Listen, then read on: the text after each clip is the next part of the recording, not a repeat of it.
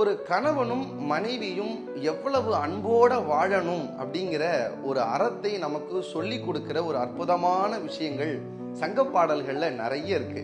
அதுல எனக்கு ரொம்ப பிடிச்ச ஒண்ணு குறுந்தொகையில வரக்கூடிய ஒரு அற்புதமான ஒரு பாடல்.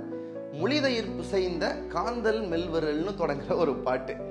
தலைவன் தலைவியா இருந்து காதலிச்சவங்க வீடு ஒத்துக்கலன்னு தமிழர் மரபுகள்ல ஒன்னாகன உடன்போக்கு மேற்கொண்டு தனியா ஒரு வீடு எடுத்து அவங்க 2 பேரும் வாழ்றாங்க. தன்னுடைய மகள் எப்படி வாழ்றாங்கத பார்க்கணும்னு நற்றாய் ஒரு செவிலித்தாயை அனுப்பி பார்க்க சொல்றா. செவிலித்தாய் இப்ப அந்த வீட்டுல அவங்க 2 பேரும் எப்படி வாழ்றாங்கிறத பார்க்கிற ஒரு அழகான காட்சி. இன்னைக்கு நம்ம சினிமால கூட நம்ம கற்பனை பண்ண முடியாத ஒரு காட்சின்னு வச்சுக்கோங்களேன். தலைவன் வேலை செஞ்சுட்டு அலுப்பா உள்ள வராரு. தலைவி அவனுக்காக ஒரு சமையல் செய்றாங்க.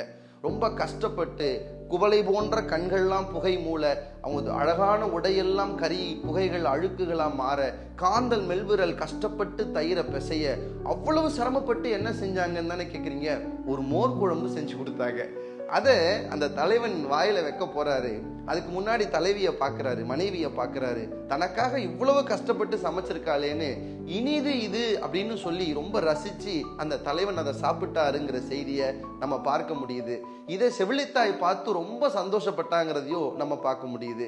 இந்த பாட்டு நமக்கு எதை உணர்த்துதுன்னா, இன்னைக்கு நம்ம மனைவி எவ்வளவு நல்லா செஞ்சு கொடுத்தாலும் அதுல நம்ம குறை சொல்ற மாதிரியே இருக்கிற சூழல்ல தனக்காக ஒரு மனைவி செய்யக்கூடிய விஷயங்களை பார்த்து அது நல்லா இருக்கோ இல்லைனாலும் அதை இனிது என்று உண்ணக்கூடிய கணவர் இருந்திருக்கிறார் என்பதை இந்த சங்க இலக்கிய பாடல் நமக்கு காட்டுகிறது.